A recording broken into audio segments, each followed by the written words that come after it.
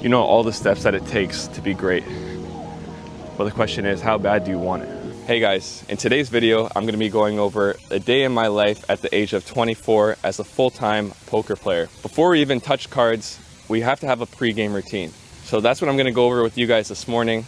And after that, I'm gonna be going to play 2-5 no limit at the Hollywood Hard Rock Casino in Hollywood, Florida. But first, let's do the pre-game routine. Let's get it started. Doing my workout here saves me quite a bit of time, and this week I had a goal to play 50 hours at the casino, so that's why the workouts have been here, and I've been quite enjoying it. It's very nice out here.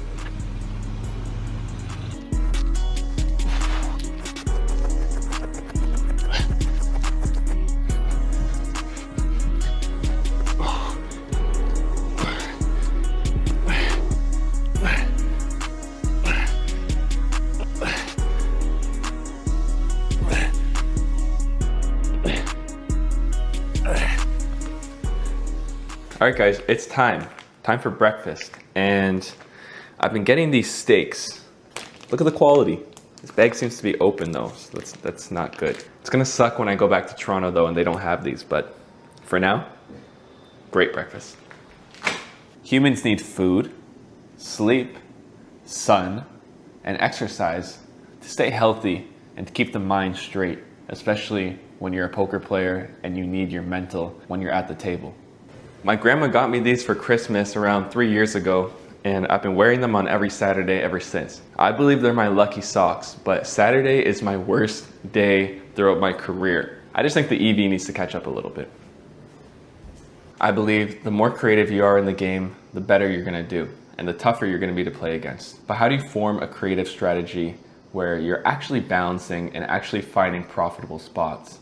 I don't think all poker players are gonna be able to stare at a screen and look through a bunch of different solvers and implement node locking and do all these things and memorize it and be able to apply it at the table. I think that's very difficult. How should you study? Well, there's a bunch of different ways, and one of them is literally what we're doing right now, and it's watching someone else play and getting an idea of how they think throughout different spots and then applying that into your own game based off of how you think it will work off of your strategy. And honestly, the best way to make money in poker, especially at low stakes, is to overfold to aggression and be aggressive in spots where you think they're gonna overfold their range themselves. And make sure that you get maximum value when you have top of range. If you do those three things, you're probably gonna make money at the low stakes, and you probably won't need to study too much to do it.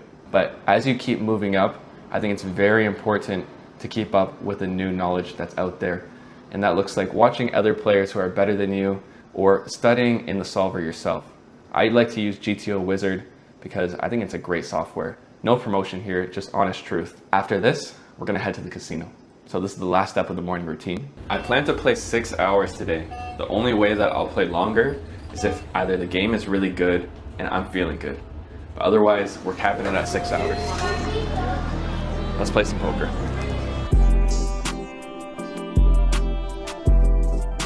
All right, for the first hand, we look down at pocket sixes and we're in the cutoff.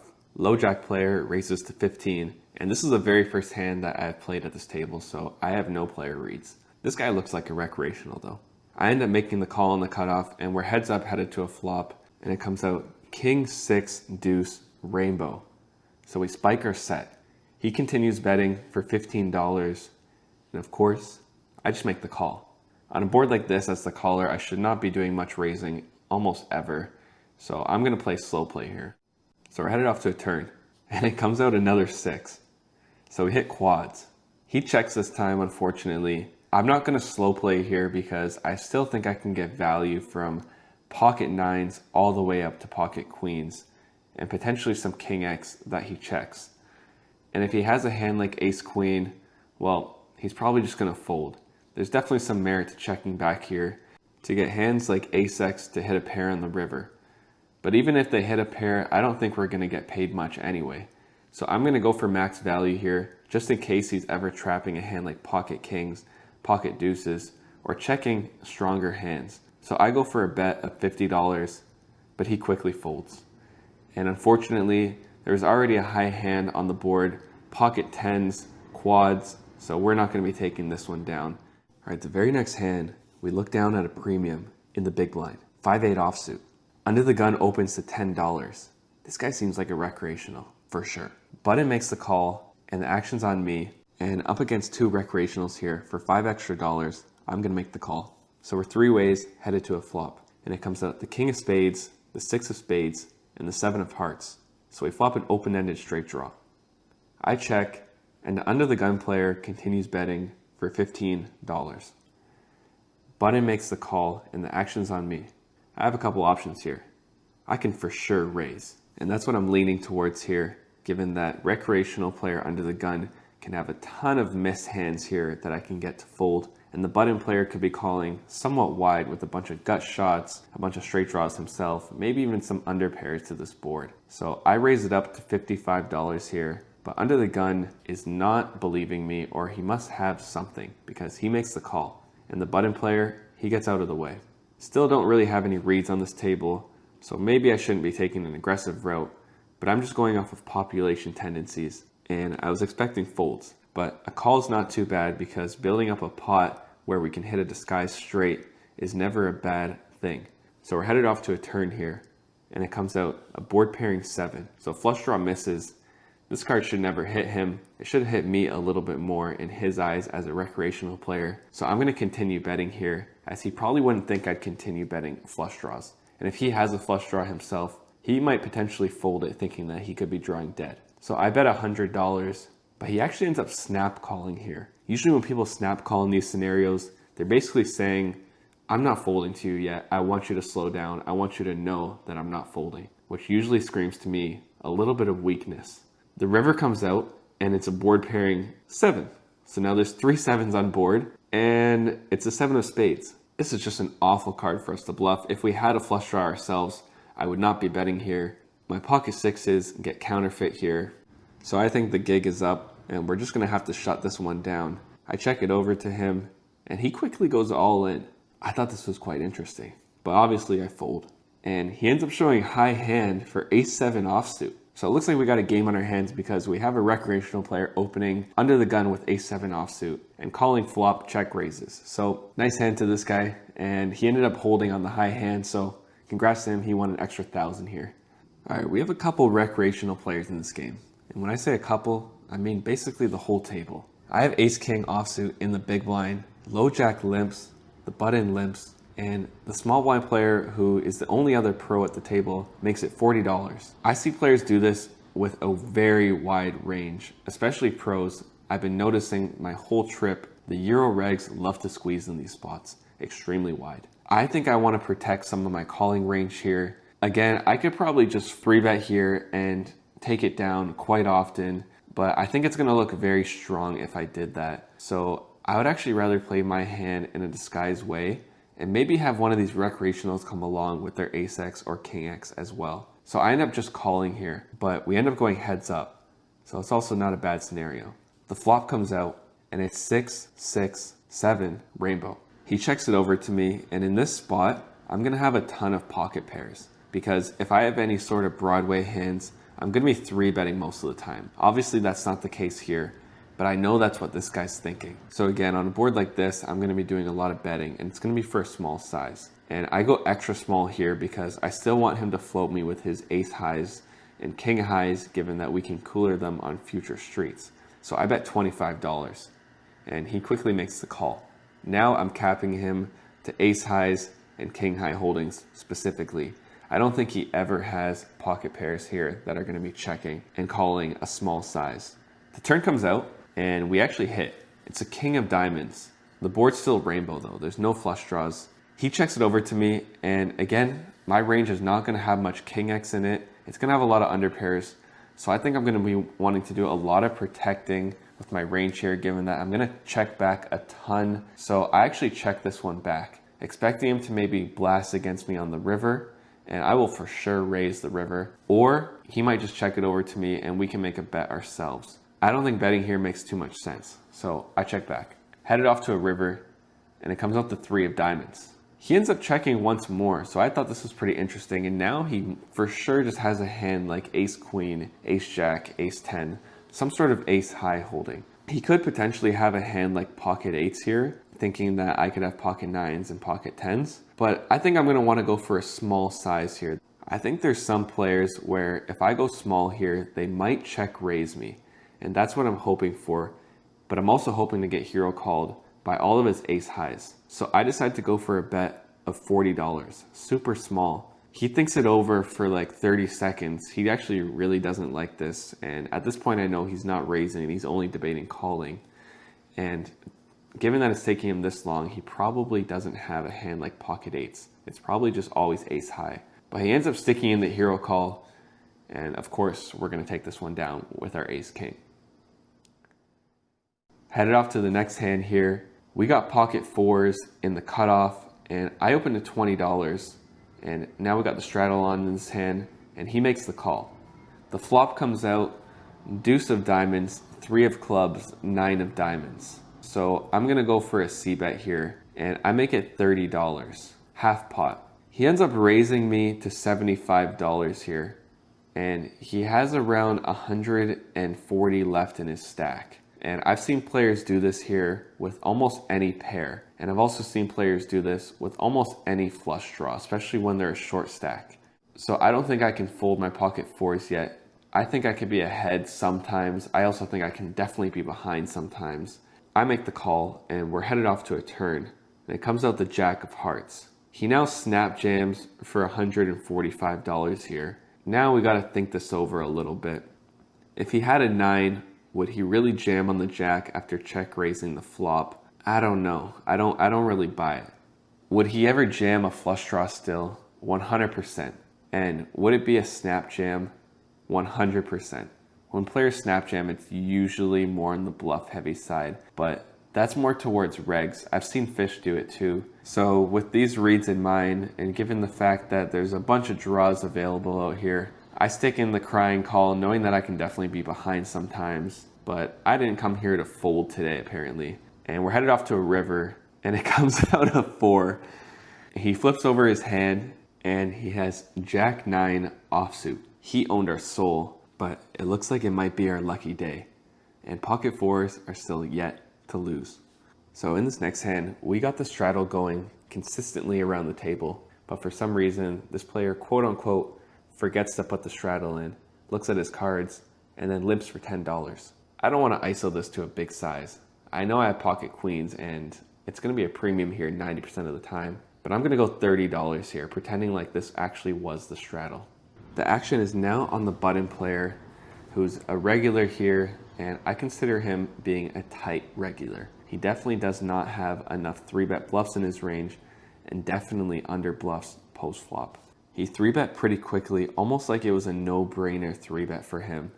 I block a lot of his bluffs like ace-queen and king-queen, and given that this guy's under bluffing when 3-betting, I think his range has a ton of ace-king, aces, jacks, maybe pocket tens, but I think he would call that because he wants these other wrecks to come in the hand, and he doesn't want to ISO me. He knows me pretty well. I actually don't think he's got enough bluffs here at all. Maybe he's got some ace-5 suited sometimes. I would 4-bet this a decent amount of the time from these positions, but against him here, I'm just going to make the call. So we're headed off to a flop, and it comes out the ace of spades, the 9 of clubs, and the 4 of spades. And now it feels like I'm just drawing dead. I check it over to him, and he bets for $60. For this sizing, I don't think I can fold yet. This is the range bet, and it's a super small one. And he can definitely still have a hand like pocket jacks. So I call the 60. The turn comes out, and it's the 4 of clubs. Now there's 2 flush draws on the board. I check it over to him again, and if he bets here, I'm done with this hand. But he ends up checking back. So now I put his range on pocket jacks and pocket kings specifically. Maybe some king-queen suited occasionally, but there's only 2 combinations of that left, and he'd probably bet the flush draw once. The river comes out, the 9 of diamonds, board pairing 9. This looks like an easy check and take it to showdown hand, but I think differently. I feel like his range is just so condensed to having pocket kings and pocket jacks here that putting out a bet here I think will for sure win the hand 100% of the time against this guy. My range looks like it has a ton of ace-x. This guy specifically, I don't think he would protect his checking range on the turn. I actually think he has 0 ace-x checking back the turn. Now I'm just deciding how big I want to go to get him to fold pocket kings. And especially on this 9 when I can have some 9x myself. And I think this will get the job done. I bet $275. He thinks it over for like 5 seconds and then lets go of his cards. The timing tell here told me that he probably had pocket jacks. I think if he had kings, he would have thought about it for a bit longer, but I still like the play. I've now been at this table for over an hour, and there's something specific that I picked up on. The guy to my left is V-pipping about 95% of his hands. So we want him to play every single hand that we play. Under the gun in this hand opens to $25. I'm in the cutoff here. I should for sure be folding a hand like ace jack off, but since there's a recreational player who opened under the gun, and again, there's a guy to my left who's V-pipping 95% of hands, I think I'm going to be wanting to play this one here, and I think flat is the best option. So I just call. And of course, the button player comes along as well, and the button straddle calls as well. So we're 4 ways headed to a flop here, and it comes out the king of diamonds, the 6 of clubs, and the 4 of diamonds. Flush draw board. The straddle player checks, the under the gun raiser checks, I check, and the button checks as well. We're headed off to a turn. It comes out the 8 of hearts. Now the straddle player checks again, but the under the gun player decides to go for a tiny bet of $25. This is just screaming weakness. I could for sure have a hand like pocket 8s here. I could maybe even have a hand like 6-8 suited, given that I want to play more hands with this recreational. I decide to raise this up here, thinking that the straddle player would never check a strong hand, and the button player never has a pair, given that he checked back the flop. He always bets his pairs. So I raise to $90, and it folds back to the person who bet 25, and he snap folds. So we're just going to take down this nice little pot. I think this next hand will give you guys a clear insight to how this game's been playing so far. It folds to me, and I'm in the small blind with queen 9 of clubs. I always like to chop, but this big blind player, he doesn't chop. So I raise to 15, and he makes the call. The flop comes out the king of clubs, the 10 of clubs, and the 8 of diamonds. So we flop a straight flush draw, and there's definitely some merit to checking here so that we can get to a turn in river and hope to hit the high hand. But against this specific player, I want to be doing a lot of betting because he doesn't do a lot of folding. I want to build this pot up a bit. So I go for a C bet of $25, given that I know how to play against a player with a super wide range. I actually just don't mind it. We're going to be ahead sometimes here with our queen high too. He makes the call, and we're headed off to a turn, and it comes out the 9 of hearts. So we hit our pair, and now I think I'm going to be good very often here. He can even continue calling me with pocket deuces to give you an idea of how this guy plays. So I bet $55, and he makes the call. The river comes out the jack of hearts, so we hit our straight. I decide to now check here, thinking that he's going to do a lot of betting, and he is capable of bluffing. He doesn't disappoint us. He goes to grab his chips and bets $75 here. Action's back on me, and I'm not calling. He's got around 450 left in his stack, and I debate going for all of it. But then I think, what can I really get called by? Ace queen would love to jam here because it can get called by a queen and win. But just a solo queen here, I want to get called by 2 pairs and top pairs. I don't even know if he'd bet those. So I just go for a size of $250, hoping to get called by some random hand that he has. And he thinks about it for like 5 seconds, sticks in the call. I flip over my hand, we're good. He flips over his hand just to show us what he had, and he had 8-9 offsuit. Yes, that is the player type he is. He bet basically bottom 2 pair here for value, and then called my check raise. So that made me feel kind of silly. I definitely could have jammed here. I knew this guy was a whale, but now I know he's a maniac. We've lost the straddle in the game, but the button decides to straddle in this hand. So he straddles for $10, and the small blind player makes the call. Big blind folds. It's on me in UTG. I make the call for $10 with ace-9 of hearts. I definitely think I can open here, but the small blind player is someone who limps hands like ace-jack suited, so I don't want to ISO him. Another player ends up limping as well, and the cutoff ends up raising to $60. It's back on the small blind player, and he makes the call, so that brings me along as well, given that he's got a bigger stack. And of course, the other player ends up coming along as well. So we're 4 ways headed to a flop, and it comes out the king of spades, 6 of hearts, 8 of hearts. So we flop the nut flush draw with a backdoor straight draw. It checks to the pre-flop raiser, and he ends up going for a continuation bet of $60. The action folds back to me, and I think I have a couple options here. Raise or call. He's giving us a great price, So obviously sticking in the call is like a no-brainer play here. But I also think the opposite, where he bet so small to where I'm gonna be doing a lot of raising now, especially with my strong hands here, like sets and maybe some two pairs. And since he bet so small, I think he can have a ton of hands like pocket queens all the way to pocket nines. And maybe even some air hands that he just thinks he has to continue betting here. So I raise it up to $160. The action's back on him, and he's clearly not very happy about it. And I know some people like to act that way, but he's not acting. He's been having a bad day, so he's genuinely not happy about this spot, but then ends up sticking in the call. The turn comes out, and it's probably one of the worst cards we could ask for. It's the 6 of clubs, so it pairs the bottom card. And this is definitely a card where my hands are going to be doing a lot of checking here, because I either have the nuts, like a set, which would be a full house, or I have a draw. But for some reason, my brain decides that he bet so small on the flop and he wasn't happy about it that I think I have extra fold equity. And especially if I go big, I don't think he's going to want to play for his entire stack. And if he did call me with a hand like pocket queens or jacks, I think he can for sure fold them by now. I go for a large sizing here of $375, basically committing myself because he's only got a stack of 675 total. He hums, he haws, he asks me if I have pocket eights. He's not happy about it. He's like, you just have pocket eights here, I guess. I don't like my life. He's saying all that kind of stuff before deciding to go all in. I really hated my play here. I should for sure just be checking. I'm sure he would check back with all the hands that he goes all in with here. But unfortunately, we're priced in, so we make the call. And now we're just hoping for a heart. I don't even know if I can hit an ace. So we're headed off to a river, and it comes out the deuce of hearts. So we spike it. Our bad play pays off. I should have known I was going to hit it because this guy was running bad, and when you're running bad, it always continues. But we did get extremely lucky because our ace X was dead because he shows us ace king. We absolutely punted here, but we hit it. So we'll take it. And now we're up pretty big for the day. This next hand is probably my most highlighted hand from the session. I had pocket queens and +1. Under the gun opens to $20, and he's the only pro on the table. I've already 3-bet him like 3 or 4 times within the last hour, and I'm gonna do it again here. I go 65.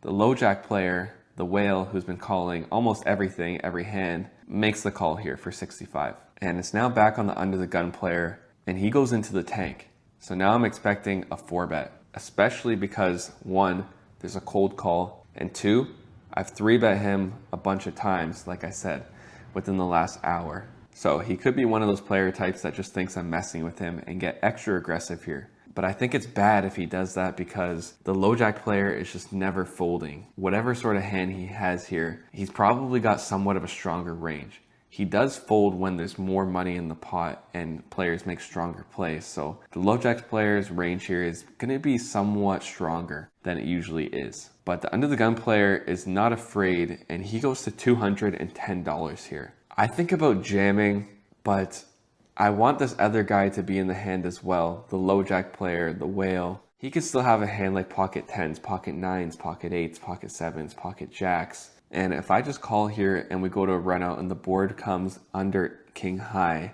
I think we could stack him pretty often. I'm also not a big fan of 5-betting, and especially in this scenario right here. These are very tight ranges, and we're never going to want to be 5-bet ripping with a hand like pocket queens. It might only be like aces, kings, and a smidge of ace king. So I just call. And of course, the low jack player calls as well. So we're headed off to a flop. It comes out Jack 5-5 rainbow. I'm expecting the under the gun player to do a lot of betting here, but I would not be surprised if he checks and starts trapping a hand like aces himself. And check he does. I decide to check my hand as well, and the low jack player ends up checking back. So we're headed off to a turn. One of these guys could definitely be trapping pocket jacks here. But the turn comes out another jack, so I think that's way less likely now. The under the gun player checks again. I think this is interesting. Now I'm in the tank because I'm trying to think, what would he do here with aces? What would he do with kings? And what would he do with ace king? Now I think his range is heavily weighted towards ace king in my opinion, but I also don't want to have my hand become face up either. And I'm not going to have a lot of bluffs here on this board. I'm just going to have a lot of pairs and ace highs myself. So I decided to go for a check one more time, getting a little bit tricky here. Maybe the imposition player wants to go for a stab, but he ends up checking back pretty quickly. And the river comes out and it's an ace. The absolute worst river in the entire deck. And now I'm kicking myself for not betting the turn. The under the gun player checks.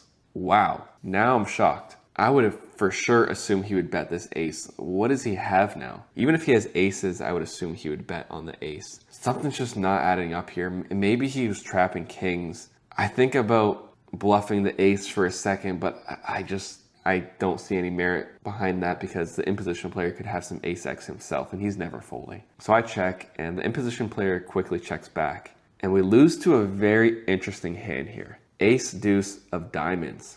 And of course, my head is a little bit sore of tilt because I could have stole this pot plenty of times and taken it down, but I went for the high variance route and it didn't work out.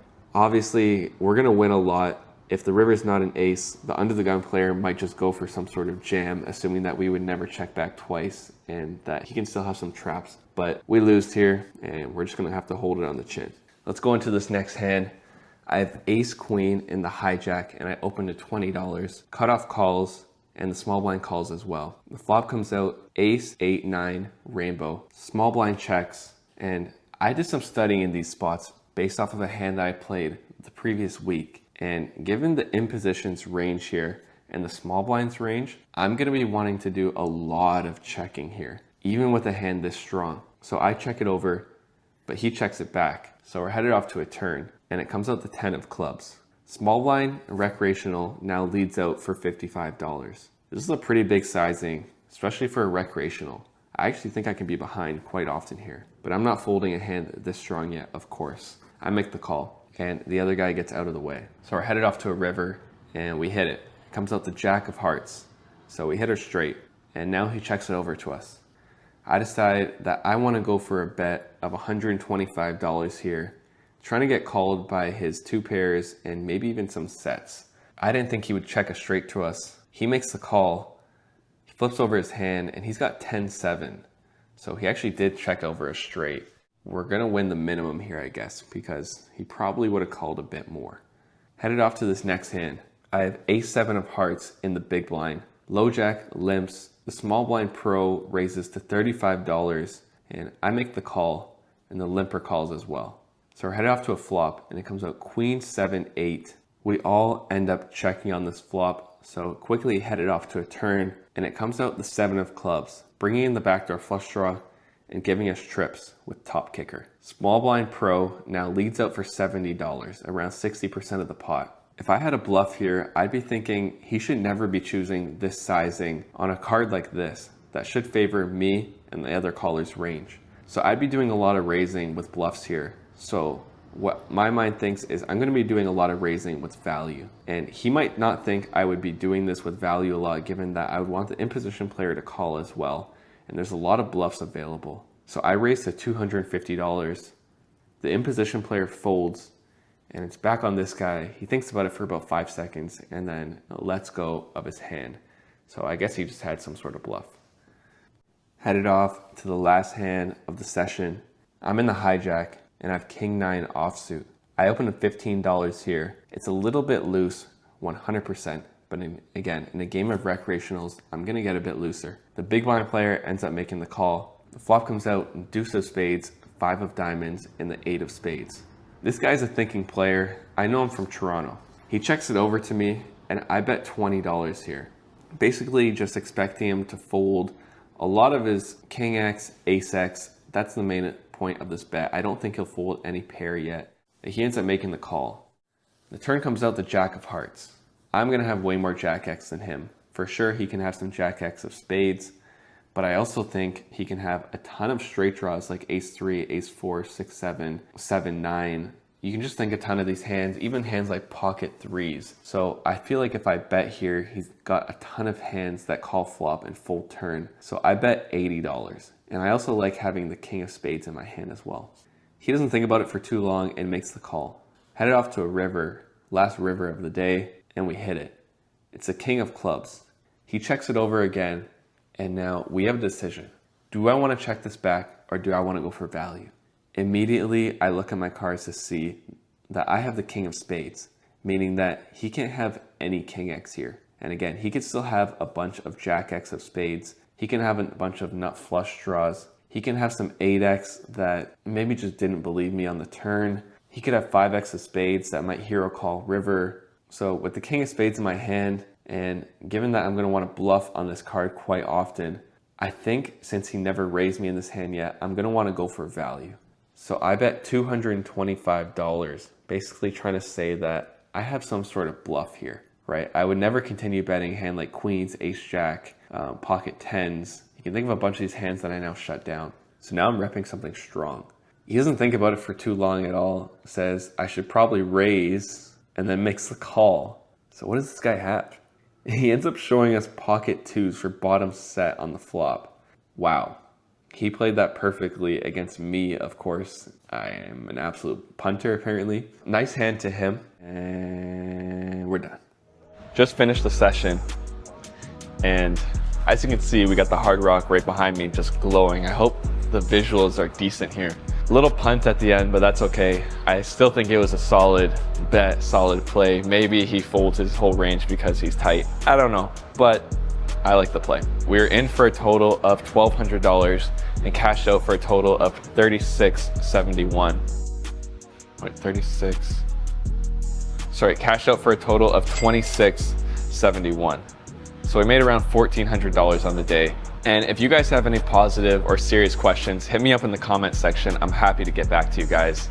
And again, thanks for watching this video.